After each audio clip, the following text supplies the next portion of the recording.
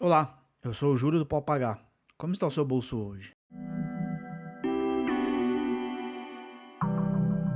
E se eu te disser que o seu problema não é a dívida, é o medo de olhar para ela? Porque deixa eu te falar uma coisa, você não tem medo de número. E aqui no Pode Pagar, a regra é clara. Transforme medo em número. Número, você resolve. Hoje eu vou te mostrar como sair do ciclo do endividamento, mesmo começando apertado. Mas antes de qualquer método, antes de qualquer estratégia, você precisa encarar o diagnóstico. Porque enquanto a gente foge do número, o número cresce. Enquanto você evitar olhar, os juros não evitam você.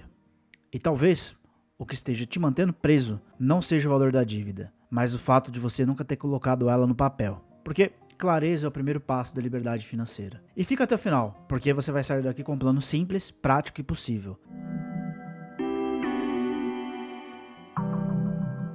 Mas antes de falar em solução, você precisa entender o cenário a qual você está inserido.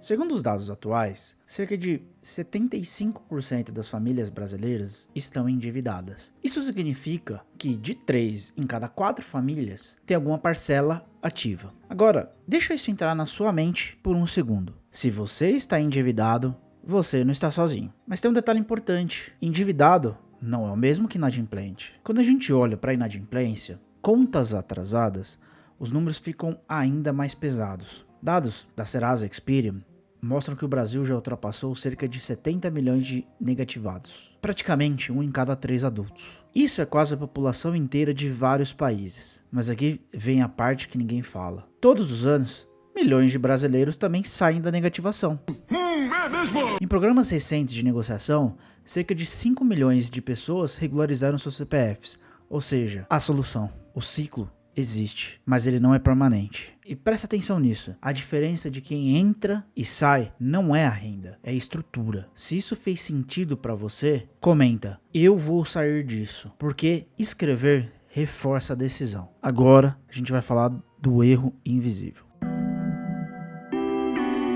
Agora deixa eu te fazer uma pergunta sincera. Você acha que o problema de endividamento é coisa do Brasil? Porque muita gente pensa assim, mas presta atenção nisso. Nos Estados Unidos e no Reino Unido, milhões de pessoas utilizam crédito rotativo constantemente. Na Alemanha, o nível de endividamento é um pouco menor. Mas sabe qual que é a diferença principal para o Brasil? O Brasil tem um dos juros mais altos do mundo no crédito ao consumidor. Enquanto muitos países desenvolvidos, o rotativo do cartão varia entre 15 a 30% ao ano, aqui no Brasil ele já ultrapassou 400% em alguns determinados períodos. Brasil!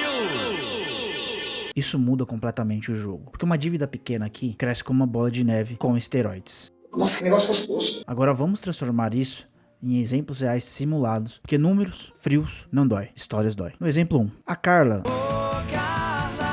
ganha aproximadamente R$ 2.500 líquidos. As contas fixas somam cerca de R$ 2.300, sobra R$ 200. Um dia, o celular da Carla quebrou. O conserto ficou em R$ 800. Ela parcelou em 8 vezes de R$ 120, porque tem uma taxa de juros implícita aqui. Um mês dela já não fecha mais. Em 3 meses, ela já está pagando parcela do celular mais a fatura do principal. O salário dela não diminui, mas a margem já virou negativa. O problema não foi o celular, foi o mês que já estava fechando no limite. O Eduardo possui uma renda de R$ 8.000. Ele tem um apartamento, ele tem um carro financiado, ele tem um plano de saúde premium. Todo final de semana são restaurantes e as contas fixas do Eduardo somam em torno de R$ 7.600, sobrando apenas R$ 400 para o Eduardo. O Eduardo teve um problema com o carro e isso custou a ele R$ 3.000. Ele parcelou. Meses depois, ele também parcelou uma nova viagem. Depois,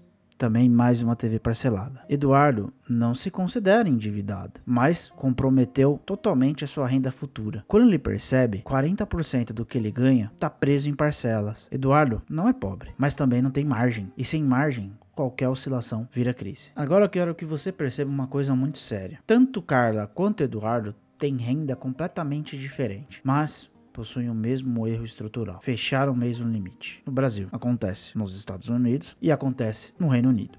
A diferença é que, com os juros brasileiros, o ciclo aqui é mais rápido e mais agressivo. É como correr numa esteira inclinada, a gente cansa mais rápido. Agora presta atenção nessa frase: quem vive no limite, vive vulnerável. O maluco é brabo. E o cérebro ajuda a entender o problema. Parcelar reduz a dor imediata. 12 vezes de 300 parece pequeno, mas 4 compras parceladas já viram R$1.200 fixos no mês. E aí, o que acontece? Você começa o mês devendo, antes mesmo de receber. Isso é um ciclo. E aqui vai a pergunta que pode virar a chave. Se sua renda dobrasse hoje, o seu padrão subiria junto ou a sua margem que aumentaria?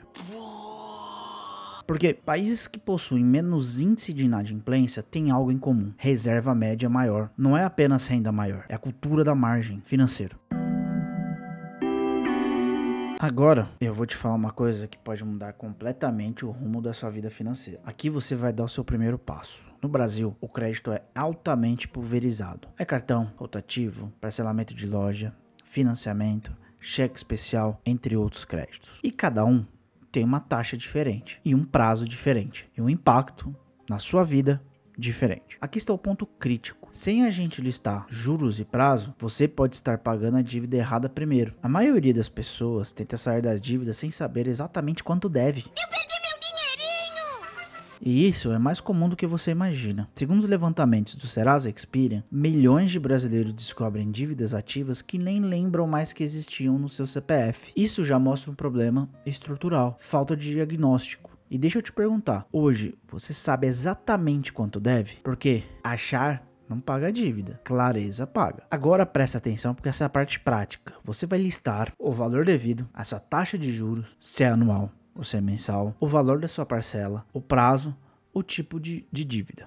Eu deixei um modelinho que eu vou deixar nos comentários ou na descrição do vídeo para você fazer o download, ok? Agora é hora de pôr a mão na massa. Vamos executar. Você já fez o mais difícil. Você já olhou. Você já colocou no papel. Você já transformou medo em número. Agora a pergunta é: o que você faz com esse número? Então, vamos pôr por partes. Sem pressa. Sem milagre. Com método. Primeira dica: pare de ampliar o buraco antes de pagar qualquer dívida. Você precisa fechar o vazamento. Se o cartão ainda está sendo usado para sobreviver, o ciclo vai continuar. É como tentar esvaziar um balde furado. Enquanto entra água, você não sai do lugar. Então a primeira decisão é interromper novas parcelas. Se precisar, cortar temporariamente gastos variáveis. Rever o seu padrão. Fazer renda extra pontual, mas enquanto você cria uma dívida nova, você não sai da antiga. Essa é a regra.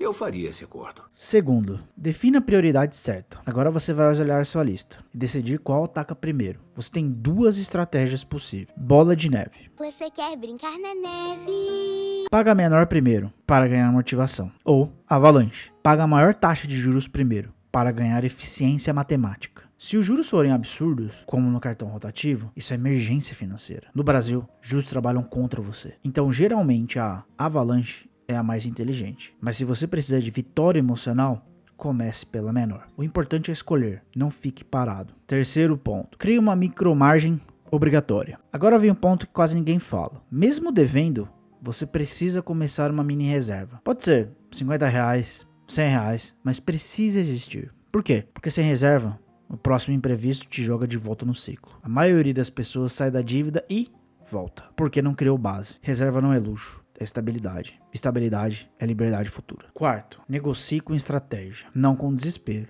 O banco quer receber. Pague o aluguel. Muitas vezes aceita descontos enormes para pagamento de dívida à vista. Mas aqui está o erro: negociar a parcela que mal cabe no mês. Você sai da negativação, mas continua sufocado. Negociação boa é negociação sustentável. Melhor demorar um pouco mais e fechar algo que você consegue cumprir do que fechar rápido e quebrar de novo. Número 5. A regra dos 12 meses. A regra dos 12 meses é a blindagem do seu futuro. Se sua renda aumentar, se vier uma promoção, se entrar um dinheiro extra, seu padrão de vida não sobe por 12 meses. Esse aumento vira quitação, reserva e margem. Porque se você aumenta padrão junto com a sua renda, você só aumenta o tamanho da dívida futura. E você não quer trocar dívida pequena por dívida grande. Você quer sair desse ciclo. Eu não aguento. Agora, deixa eu te falar algo muito importante. Você não precisa resolver tudo esse mês. Você precisa começar estruturalmente este mês. Porque sair do ciclo não começa quando você quita tudo. Começa quando você cria margem. E margem pequena. Melhor do que nada. Olha para tudo que você entendeu hoje. O problema não era só a dívida, era o ciclo. Era um mês fechando no limite. Era um medo de não saber o número. E agora você sabe. Talvez você ainda esteja devendo. Mas você não está mais perdido. Você tem clareza. Você tem estratégia. Você tem um começo. E é assim que a liberdade começa. Não no milhão. Não no salário alto. Mas no primeiro mês em que sobra alguma coisa. Lembra da regra do papagaio. Transforme medo em número. Em número, você resolve. Se esse vídeo abriu sua mente, deixa o like agora. Se inscreve no canal. Porque aqui a gente constrói uma estrutura, não ilusão. E me responde alguma coisa nos comentários. Qual é a primeira dívida que você vai atacar essa semana? Escreve isso aqui. É o seu primeiro compromisso público. No próximo vídeo, eu vou te mostrar como criar a sua reserva de emergência, mesmo começando bem apertado. Porque sair da dívida é só metade do caminho. Blindar o futuro é o que vai mudar o jogo. A gente se vê lá. E começa hoje. Até mais, pessoal.